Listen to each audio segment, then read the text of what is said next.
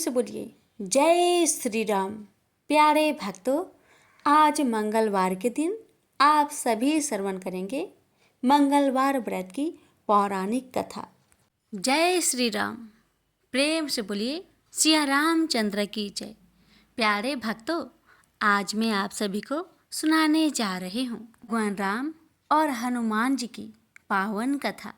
हे भक्तों, मर्यादा पुरुषोत्तम भगवान श्री राम के परम भक्त श्री हनुमान जी के बारे में तो सभी जानते हैं। ये भी जानते हैं कि दशरथ नंदन राम हनुमान के हृदय में बसते हैं। लेकिन क्या आपको यह पता है कि एक बार पवन सुत हनुमान राम जी से ही लड़ने पहुंच गए? हो सकता है भक्तों, ये कथा श्रवण करके आपको हैरानी होगी, लेकिन यह सत्य है और इस घटना का जिक्र श्री राम कथा में सुनने और पढ़ने को मिलता है। लेकिन इससे भी ज़्यादा हैरान करने वाली बात यह है कि पवन सुत जब श्री राम से लड़ने के लिए तैयार हुए तो उन्होंने सौगंध भी मर्यादा पुरुष उत्तम की ही ली। तो आइए जानते हैं कि ऐसा क्या हुआ था कि श्री राम के परम भक्त पवन सुत को उनसे युद्ध करना पड़ा। कथा मिलती है कि एक बार सेमरू पर्वत पर सभी संतों की सभा का आयोजन हुआ। केवर्त देश के राज संकुत भी उसी सभा में सभी संतों का आशीर्वाद लेने जा रहे थे। रास्ते में उन्हें देव ऋषि नारद मिले। राजा सुकंद ने उन्हें प्रणाम किया। इस पर श्री नारद जी ने उन्हें आशीर्वाद देकर यात्रा का प्रयोजन पूछा। राजा सुकंद ने उन्हें संत सभा के आयोजन की बात बताई। इस पर नारद मुनि ने कहा, अच्छा है, संतों की सभा में जरूर जाना चाहिए। ऐसा कहकर सुकंद को जाने का आदेश दिया। सुकंद जैसे ही सभा में जाने के लिए प्रस्थान करने लगे, तैसे ही नारद जी ने उन्हें आवाज दी। इसके बाद कहा कि जिस सभा में जा रहे हो उसमें सभी को प्रणाम करना, लेकिन ऋषि विश्वामित्र का अभिवादन बिल्कुल भी मत करना। इस पर सुकंद ने पूछा कि यह तो उचित नहीं है। तब श्री नारद जी ने कहा कि तुम भी राजा हो, वो भी पहले राजा ही थे, अब संत हो गए हैं, मत करना प्रणाम। राजा सुकंद ने किया भी ठीक वैसा ही। सभा के समाप्त होते ही विश्वामित्र जी श्री राम से मिलने पहुँचे। वहाँ पहुंचकर उन्होंने बताया कि उनका अपमान हुआ। वह इसे भूल भी जाते, लेकिन यह तो संत परंपरा का अपमान है। राम जी ने पूछा, गुरुजी क्या हुआ? तब विश्वामित्र जी ने कहा कि मेरा अपमान हुआ है। राम जी ने पूछा, किसने किया है? तब विश्वामित्र जी ने पूछा कि जानकर करोगे भी क्या? इस पर श्री राम जी ने कहा कि गुरुजी, आपके चरणों का सौगंध लेकर प्रतिज्ञा करता हूँ, जो सिर आपके चरणों में नहीं झुका है उसे काट दिया जाएगा। कल सुबह में उसका वध करूँगा। श्री राम की इस सौगंध का जैसे ही राजा सुकंद को पता चला, वह नारद मुनि को ढूंढने लगे। काफी देर तक वह परेशान रहे, लेकिन नारद मुनि उन्हें मिल ही नहीं रहे थे। व्याकुल होकर जब वह रोने लगे, तब नारद जी प्रकट हुए। सुकंद ने हाथ जोड़कर उन्हें सारी बात कह सुनाई, साथ ही प्राणदान की विनती की।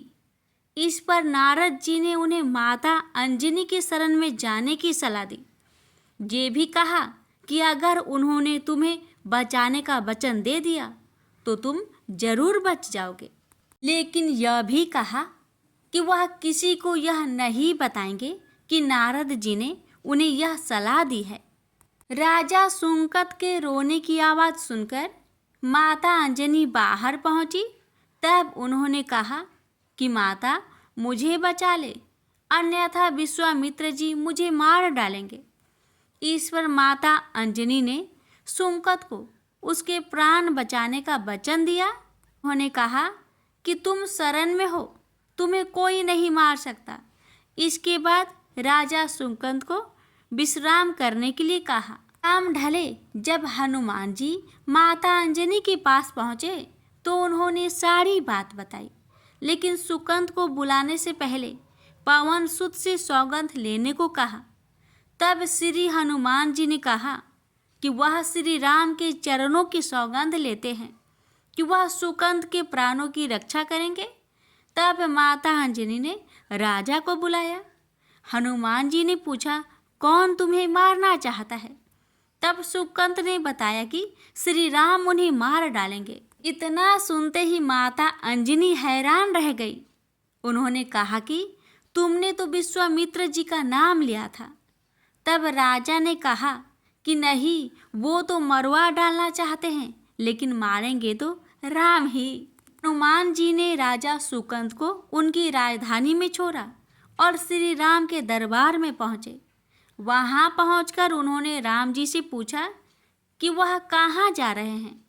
तब मर्यादा पुरुषोत्तम ने बताया कि वह राजा सुकंद का वध करने जा रहे हैं। तब हनुमान जी ने कहा, प्रभु उसे मत मारिए। राम जी ने कहा कि वह तो अपने गुरु की सौगंध ले चुके हैं, अब पीछे नहीं हट सकते।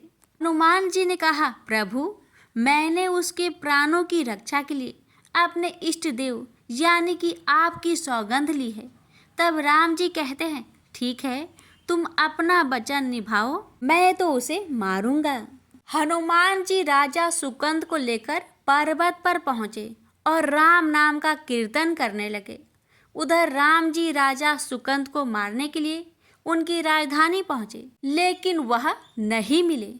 तो वह उन्हें ढूंढते हुए पर्वत पर पहुँचे। वहाँ हनुमान राम मंत्र का जप कर रहे थे। राम जी को देखते ही सुकंद डर गए।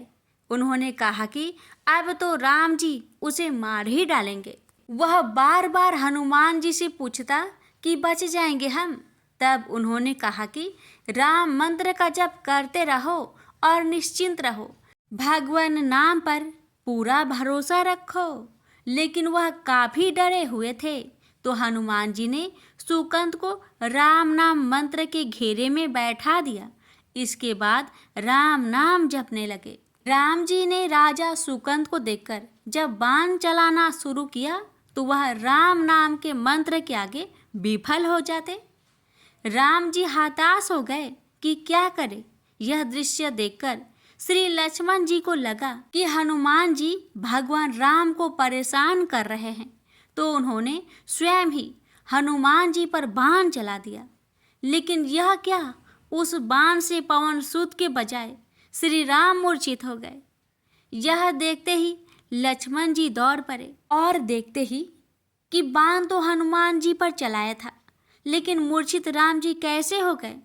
तब उन्होंने देखा कि पवन सुत के हृदय में तो श्री राम बसते हैं।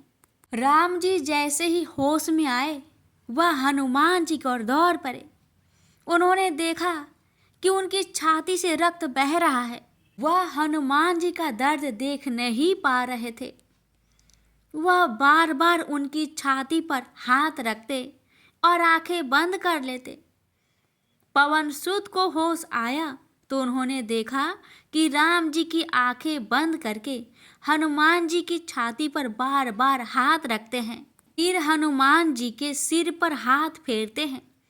तब पवन सुत ने सुकंद को पीछे से निकाला और उसे अपनी गोद में बैठा लिया। तभी राम ने फिर से हनुमान जी की माथे पर हाथ फेरा, लेकिन इस बार वहाँ पवन सुत की जगह राजा सुकंद थे। राम जी मुस्कुराए और हनुमान जी बोल उठे कि नाथ, अब तो आपने इनके सिर पर हाथ रख दिया है, अब तो सब कुछ आपके हाथ में ही है। इसकी मृत्यु भी और जीवन भी आप ही सुकंद की जीवन की रक्षा करें। राम जी ने हनुमान जी से कहा कि जिसे तुम अपनी गोद में बैठा लो, उसके सिर पर तो मुझे हाथ रखना ही पड़ेगा। लेकिन गुरुजी को क्या जवाब देंगे? तभी हनुमान जी को विश्वामित्र जी सामने से आते दिखाई पड़े। उन्होंने राजा सुकंद से कहा कि जाओ, तब प्रणाम नहीं किया तो क्या हुआ, अब कर लो। राजा ने दौड़कर विश्वामित्र जी का अभिवादन किया। वह भी प्रसन्न हो गए और बोले, राम, इसे क्षमा कर दो। मैंने इसे क्षमा कर दिया, क्योंकि संत का काम मिटाना नहीं बल्कि सुधारना होता है। यह भी सुधर गया है। उन्होंने सुकंद से पूछा कि संत का सम्मान न करने की सलाह तुम्हें किस कुसंग में मिली। राजा सुकंद विश्वामित्र जी से कुछ कहते कि इससे पहले नारद मुनि प्रकट हो गए। उन्होंने सारी घटना कह सुनाई।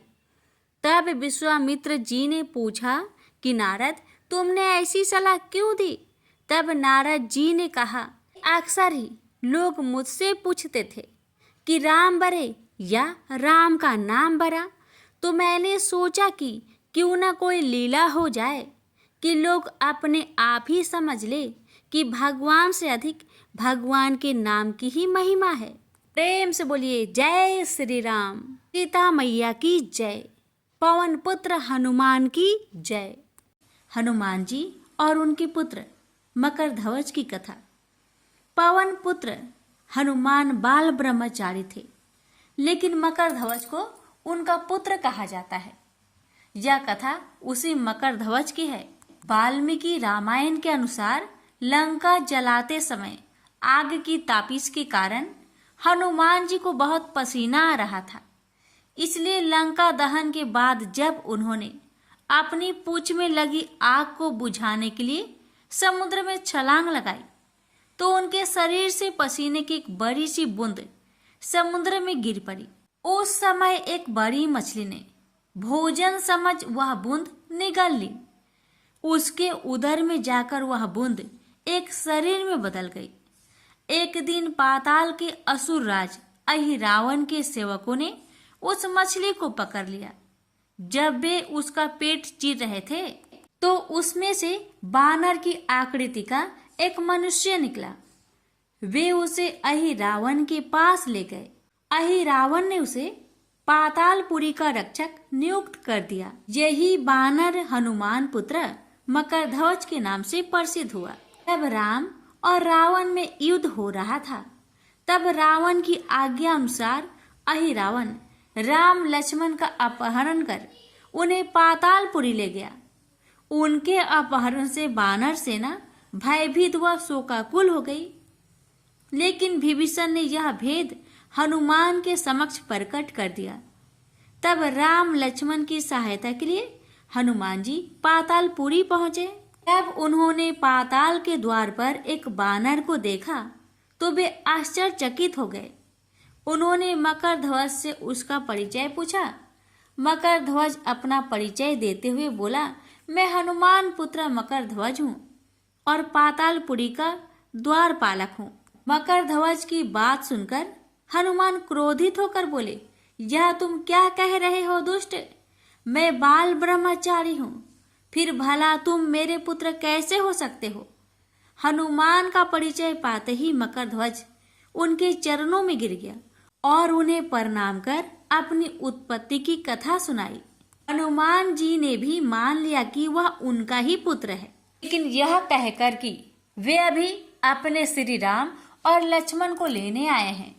जैसे ही द्वार की ओर बढ़े, वैसे ही मकरध्वज उनका मार्ग रोकते हुए बोला, पिताश्री, यह सत्य है कि मैं आपका पुत्र हूँ, लेकिन अभी मैं अपने स्वामी की सेवा में हूँ, इसलिए आप अंदर नहीं जा सकते। हनुमान ने मकरध्वज को अनेक प्रकार से समझाने का प्रयास किया, किंतु वह द्वार से नहीं हटा। तब दोनों में घोर युद्ध शुरू हो गया। देखते ही देखते हनुमान जी उसे अपनी पूंछ में बांधकर पाताल में प्रवेश कर गए। हनुमान सीधे देवी मंदिर में पहुंचे, जहां अहिरावण राम लक्ष्मण की बलि देने वाला था। हनुमान जी को देखकर चामुंडा देवी पाताल लोक से प्रस्थान कर गई। तब हनुमान जी देवी रूप धारण करके वहां स्थापित हो गए। कुछ देर के बाद अहिरावण वहां आया और पूजा अर्चना करके जैसे ही उसने राम लक्ष्मण की बलि देने के लिए तलवार उठाई, वैसे ही भयंकर गर्जना करते हुए हनुमान जी प्रकट हो गए और उसी तलवार से अहिरावण का वध कर दिया। उन्होंने राम लक्ष्मण को बंधन मुक्त किया। तब श्री राम ने पूछा, हनुमान, तुम्हारी पूंछ में यह कौन बंधा है? बिल्कुल तुम्हारे ही समान लग रहा है, इसे खोल दो। हनुमान ने मकर ध्वज का परिचय देकर उसे बंधन मुक्त कर दिया। मकर ध्वज ने श्री राम के समक्ष सिर झुका लिया। तब श्री राम ने मकर ध्वज का राज्य अभिषेक कर उसे पाताल का राजा घोषित कर दिया और कहा कि भविष्य में वह अपने पिता के समान दूसरों की सेवा करे। यह सुनकर मकर ध्वज ने तीनों को प्रणाम किया। तीनों उसे आशीर्वाद देकर वहां से प्रस्थान कर गए। इस प्रकार मकर ध्वज हनुमान का पुत्र कहलाए। तो प्रेम से बोलिए, पवन पुत्र हनुमान की जय। अब श्रवण करेंगे राम नाम की महिमा की बड़ी ही सुंदर कथा। लंकापति रावण के वध के बाद जब अयोध्यापति प्रभु श्री राम की कीर्ति दूर दूर तक फैल रही थी और वह मर्यादा पुरुषोत्तम कहलाने लगे, तब एक दिन महादेव शिव की इच्छा भी मर्यादा पुरुषोत्तम श्री राम से मिलने की हुई। पार्वती को संग लेकर महादेव कैलाश पर्वत उतरकर अयोध्या नगरी के रास्ते चल पड़े। भगवान शिव और मां पार्वती को अयोध्या आया देखकर राम जी बहुत खुश हुए। माता जानकी ने उनका उचित आदर सत्कार किया और स्वयं भोजन बनाने के लिए रसोई में चली गई। इस बीच भगवान शिव ने श्री राम जी से पूछा, आपके सेवक हनुमान जी दिखाई नहीं पड़ रहे हैं? श्री राम बोले, वे बगीचे में हैं। शिव जी ने श्री राम जी से बगीचे में जाने की अनुमति मांगी और पार्वती जी का हाथ थामकर बगीचे में आ गए। बगीचे की खूबसूरती देखकर उनका मन मोहित हो गया। आम के एक घने वृक्ष के नीचे हनुमान जी दीन दुनिया से बेखबर गहरी नींद में सोए थे और एक लय में खराटे से राम नाम की ध्वनि उठ रही थी। चकित होकर शिव जी और माता पार्वती एक दूसरे की ओर देखने लगे। माता पार्वती मुस्कुरा उठी और वृक्ष की डालियों की ओर इशारा किया। राम नाम सुनकर पेड़ की डालियां भी झूमने लगी थी और इनके बीच से भी राम नाम उच्चारित हो रहा था। शिव जी इस राम नाम की धुन में मस्त मगन होकर खुद भी राम राम कहकर नाचने लगे। माता पार्वती जी ने भी अपने पति का अनुसरण किया और अपने कोमल पैर थिरकाने लगी। शिव जी और पार्वती जी के नृत्य से ऐसी झनकार उठी कि स्वर्गलोक के देवतागण भी आकर्षित होकर बगीचे में आ गए और राम नाम की धुन में सभी मस्त हो गए। माता जानकी भोजन तैयार करके प्रतीक्षार्थ थी, परंतु संध्या घिरने तक भी अतिथि नहीं पधारे। तब अपने देवर लक्ष्मण जी को बगीचे में भेजा। लक्ष्मण जी तो स्वयं को श्री राम का सेवक ही मानते थे। अब बगीचे में आकर जब उन्होंने धरती पर स्वर्ग का नजारा देखा तो खुद भी राम नाम की धुन में झूम उठे। महल में माता जानकी परेशान हो रही थी कि अभी तक भोजन ग्रहण करने कोई भी क्यों नहीं आया। उन्होंने श्री राम जी से कहा, भोजन ठंडा हो रहा है, चलिए हम ही जाकर बगीचे में से सभी को ले आए। जब राम जी बगीचे में गए तो वहां राम नाम की धुन मची हुई थी। हनुमान जी गहरी नींद में सोए हुए थे और उनके खराटों से अभी तक राम नाम निकल रहा था। श्री राम भाव विहल हो उठे। राम जी ने हनुमान जी को नींद से जगाया और प्रेम से उनकी तरफ निहारने लगे। हनुमान जी प्रभु को आया देख शीघ्रता से उठ खड़े हुए। नित्य की सभा भंग हो गई। शिव जी खुले कंठ से हनुमान जी की राम भक्ति की सराहना करने लगे। हनुमान जी सकुचाए लेकिन मन ही मन खुश हो रहे थे।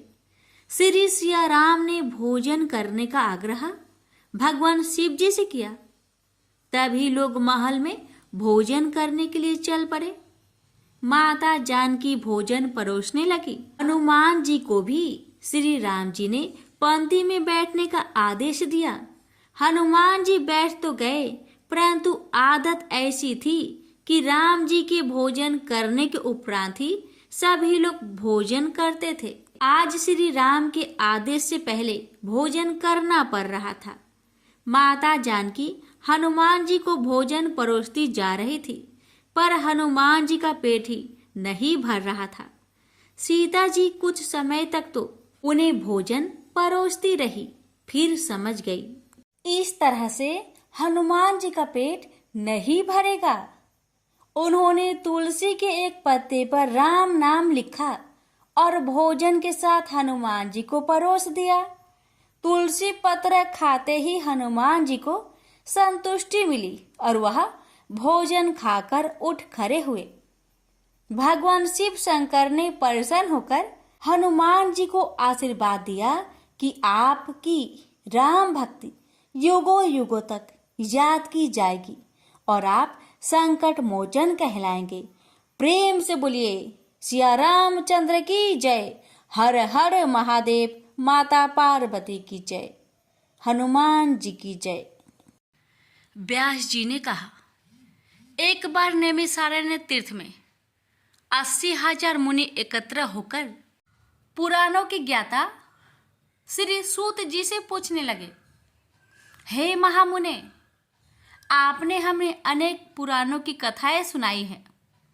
आप कृपा करके हमें ऐसा व्रत और कथा बताइए जिसके करने से संतान की प्राप्ति हो तथा मनुष्य को रोग शोक अग्नि सर्व दुख आदि का भय दूर हो, क्योंकि कलयुग में सभी जीवों की आयु बहुत कम है। फिर इस पर उन्हें रोग चिंता के कष्ट लगे रहेंगे तो फिर वह श्री हरि के चरणों में अपना ध्यान कैसे लगा सकेंगे। श्री सूत जी बोले, हे मुनियों, आपने लोक कल्याण के लिए बहुत ही उत्तम बात पूछी है। एक बार युधिष्ठिर ने भगवान श्री कृष्ण से लोक कल्याण के लिए यही प्रश्न किया था। भगवान श्री कृष्ण और युधिष्ठिर का संवाद तुम्हारे सामने कहता हूँ, ध्यान देकर सुनो। एक समय पांडवों की सभा में श्री कृष्ण जी बैठे हुए थे। तब युधिष्ठिर ने भगवान श्री कृष्ण से प्रश्न किया, हे प्रभु नंद नंदन गोविंद, आपने मेरे लिए अनेकों कथाएं सुनाई हैं। आज आप कृपा करके ऐसा व्रत या कथा सुनाइए जिसके करने से मनुष्य को रोग चिंता का भय समाप्त हो और उसको पुत्र की प्राप्ति हो। हे प्रभु, बिना पुत्र के जीवन व्यर्थ है। पुत्र के बिना मनुष्य नरकगामी होता है। पुत्र के बिना मनुष्य पितृ ऋण से छुटकारा नहीं पा सकता और ना ही उसका पुण्यक नामक नरक से उद्धार हो सकता है। अतः पुत्रदायक व्रत बतलाइए। श्री कृष्ण भगवान बोले, हे राजन, मैं एक प्राचीन इतिहास सुनाता हूँ, आप उसे ध्यान पूर्वक सुनो। कुंडलपुर नामक एक नगर था। उसमें नंदा नामक एक ब्राह्मण रहता था। भगवान की कृपा से उसके पास सब कुछ था, फिर भी वह दुखी था। उसका कारण यह था कि ब्राह्मण की स्त्री सुनंदा की कोई संतान न थे। सुनंदा पतिव्रता थी, भक्तिपूर्वक श्री हनुमान जी की आराधना करती थी। मंगलवार के दिन व्रत करके अंत में भोजन बनाकर हनुमान जी का भोग लगाने के बाद स्वयं भोजन करती थी। एक बार मंगलवार के दिन ब्राह्मणी गृह कार्य की अधिकता के कारण हनुमान जी को भोग ना लगा सके, तो इस पर उसे बहुत दुख हुआ। उसने कुछ भी नहीं खाया और अपने मन में प्रण किया कि अब तो अगले मंगलवार को ही हनुमान जी का भोग लगाकर अन्न जल ग्रहण करूंगी। ब्राह्मणी सुनंदा प्रतिदिन भोजन बनाती, श्रद्धापूर्वक पति को खिलाती, परंतु स्वयं भोजन नहीं करती और मन ही मन श्री हनुमान जी की आराधना करती। इसी प्रकार 6 दिन गुजर गए और ब्राह्मणी सुनंदा अपने निश्चय के अनुसार भूखी प्यासी निराहार रही। अगले मंगलवार को ब्राह्मणी सुनंदा प्रातः काल ही बेहोश होकर गिर पड़ी। ब्राह्मणी सुनंदा की इस असीम भक्ति के प्रभाव से श्री हनुमान जी बहुत प्रसन्न हुए और प्रकट होकर बोले, सुनंदा, मैं तेरी भक्ति से बहुत प्रसन्न हूँ, तू उठ और वर मांग।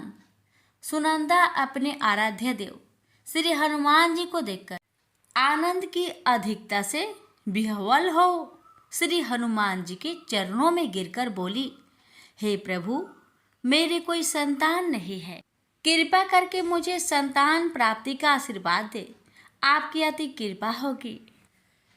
श्री महावीर जी बोले, तेरी इच्छा पूर्ण होगी, तेरे एक कन्या पैदा होगी, उसके अष्टांग प्रतिदिन सोना दिया करेंगे। इस प्रकार कहकर श्री महावीर जी अंतर्ध्यान हो गए। ब्राह्मणी सुनंदा बहुत हर्षित हुई और सभी समाचार अपने पति से कहा। ब्राह्मण देव कन्या का वरदान सुनकर कुछ दुखी हुआ, परंतु सोना मिलने की बात सुनी तो बहुत प्रसन्न हुआ। विचार किया कि ऐसी कन्या के साथ मेरी निर्धनता भी समाप्त हो जाएगी।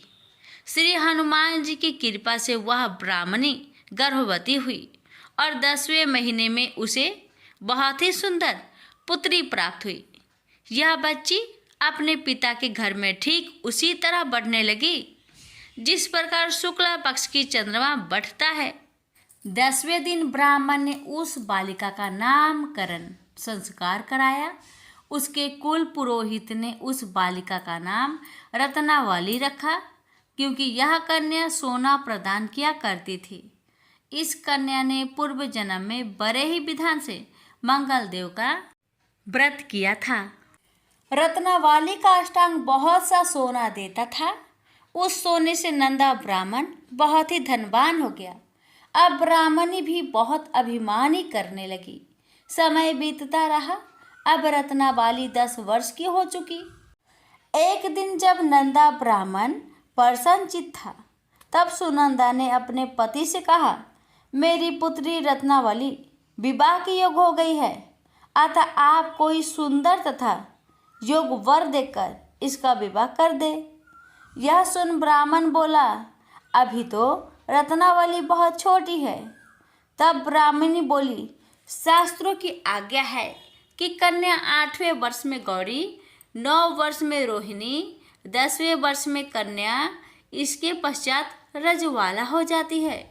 गौरी के दान से पाताल लोक की प्राप्ति होती है, रोहिणी के दान से वैकुंठ लोक की प्राप्ति होती है, कन्या के दान से इंद्रलोक में सुखों की प्राप्ति होती है। अगर हे पतिदेव रजवाला का दान किया जाता है तो घोर नरक की प्राप्ति होती है। इस पर ब्राह्मण बोला, अभी तो रत्नावली मात्र 10 ही वर्ष की है और मैंने तो 16-16 साल की कन्याओं का विवाह कराए हैं, अभी जल्दी क्या है। तब ब्राह्मणी सुनंदा बोली, आपको तो लोभ अधिक हो गया है। शास्त्रों में कहा गया है कि माता पिता और बड़ा भाई रजवाला कन्या को देखते हैं तो वह अवश्य नरकगामी होते हैं। तब ब्राह्मण बोला, अच्छी बात है, कल मैं अवश्य ही योग वर की तलाश में अपना दूत भेजूंगा। दूसरे दिन ब्राह्मण ने अपने दूत को बुलाया और आज्ञा दी कि जैसी सुंदर मेरी कन्या है वैसा ही सुंदर वर उसके लिए तलाश करो। दूत अपने स्वामी की आज्ञा पाकर निकल पड़ा। पंपई नगर में उसने एक सुंदर लड़के को देखा। यह बालक एक ब्राह्मण परिवार का बहुत गुणवान पुत्र था। इसका नाम सोमेश्वर था। दूत ने इस सुंदर व गुणवान ब्राह्मण पुत्र के बारे में अपने स्वामी को पूर्ण विवरण दिया। ब्राह्मण नंदा को भी सोमेश्वर अच्छा लगा और फिर शुभ मुहूर्त में विधि पूर्वक कन्यादान करके ब्राह्मण ब्राह्मणी संतुष्ट हुए। परंतु ब्राह्मण के मन तो लोभ समाया हुआ था। उसने कन्यादान तो कर दिया था, पर वह बहुत खिन्न भी था। उसने विचार किया कि रत्नावली तो अब चली जाएगी और मुझे इससे जो सोना मिलता था वह अब मिलेगा नहीं। मेरे पास जो धन था कुछ तो इसके विवाह में खर्च हो गया और जो शेष बचा है वह भी कुछ दिनों के पश्चात समाप्त हो जाएगा। मैंने तो इसका विवाह करके बहुत बड़ी भूल कर दी है। अब कोई ऐसा उपाय हो कि रत्नावली मेरे घर में ही बनी रहे, अपनी ससुराल ना जावे। लोभ रूपी राक्षस ब्राह्मण के मस्तिष्क पर छाता जा रहा था।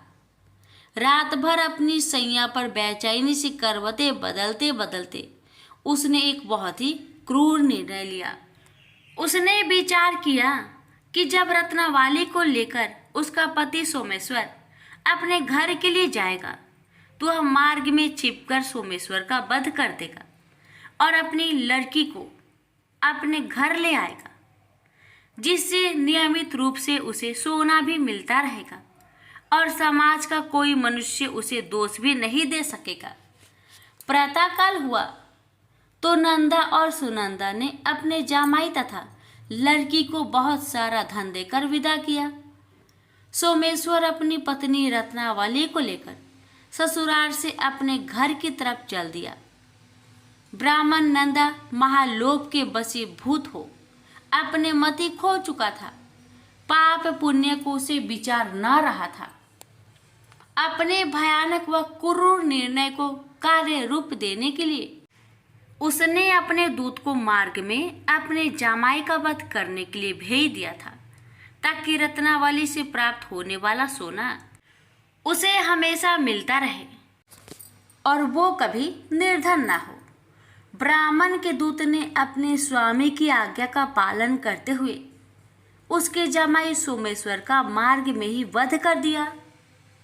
समाचार प्राप्त कर ब्राह्मण नंदा मार्ग में पहुंचा और रुदन करती अपनी पुत्री रत्नावली से बोला, हे पुत्री, मार्ग में लुटेरों ने तेरे पति का वध कर दिया है। भगवान की इच्छा के आगे किसी का कोई बस नहीं चलता है।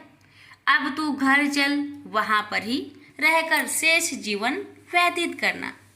जो भाग्य में लिखा है वही होगा। अपने पति की अकाल मृत्यु से रत्नावली बहुत दुखी हुई। करुण क्रंदन व रुदन करते हुए अपने पिता से बोली, हे पिताजी, इस संसार में जिस स्त्री का पति नहीं है उसका जीना व्यर्थ है। मैं अपने पति के साथ ही अपने शरीर को जला दूंगी और सती होकर अपने इस जन्म को माता पिता के नाम को तथा सास ससुर के यश को सार्थक करूंगी। ब्राह्मण नंदा अपनी पुत्री रत्नावली के वचनों को सुनकर बहुत दुखी हुआ। विचार करने लगा, मैंने व्यर्थ ही जामाई वध का पाप अपने सिर लिया। रत्नावली तो उसके पीछे अपने प्राण तक देने को तैयार हो। मेरा तो दोनों तरफ से मरण हो गया। धन तो अब मिलेगा नहीं। जामाई वध के पाप के फलस्वरूप यम यातना भी भुगतनी पड़ेगी। यह सोचकर वह बहुत खिन्न हुआ। सोमेश्वर की चिता बनाई गई। रत्नावली सती होने की इच्छा से अपने पति का सिर अपनी गोद में रखकर चिता में बैठ गई। जैसे ही सोमेश्वर की चिता को अग्नि लगाई गई, वैसे ही प्रसन्न हो मंगलदेव वहां प्रकट हुए और बोले, हे रत्नावली, मैं तेरी पति भक्ति से बहुत प्रसन्न हूँ, तू वर मांग। रत्नावली ने अपने पति का जीवन दान मांगा। तब मंगलदेव बोले, रत्नावली, तेरा पति अजर अमर है, यह महाविद्वान भी होगा और इसके अतिरिक्त तेरी जो इच्छा हो वर मांग। तब रत्नावली बोली, हे ग्रहों के स्वामी, यदि आप मुझ पर प्रसन्न हैं तो मुझे यह वरदान दीजिए कि जो भी मनुष्य मंगलवार के दिन प्रातः काल लाल पुष्प लाल चंदन से पूजा करके आपका स्मरण करे, उसको रोग व्याधि ना हो, सज्जनों का कभी वियोग ना हो, सर्प अग्नि तथा शत्रुओं का भय ना रहे। जो स्त्री मंगलवार का व्रत करे वह कभी विधवा ना हो। मंगलदेव तथास्तु कहकर अंतर्ध्यान हो गए। सोमेश्वर मंगलदेव की कृपा से जीवित हो उठा। रत्नाबाली अपने पति को पुनः प्राप्त कर बहुत प्रसन्न हुई और मंगल देव का व्रत प्रत्येक मंगलवार को करके व्रतराज और मंगल देव की कृपा से इस लोक में सुख ऐश्वर्य को भोगते हुए अंत में अपने पति के साथ स्वर्ग लोक को गई। प्रेम से बोलिए मंगल देव की जय।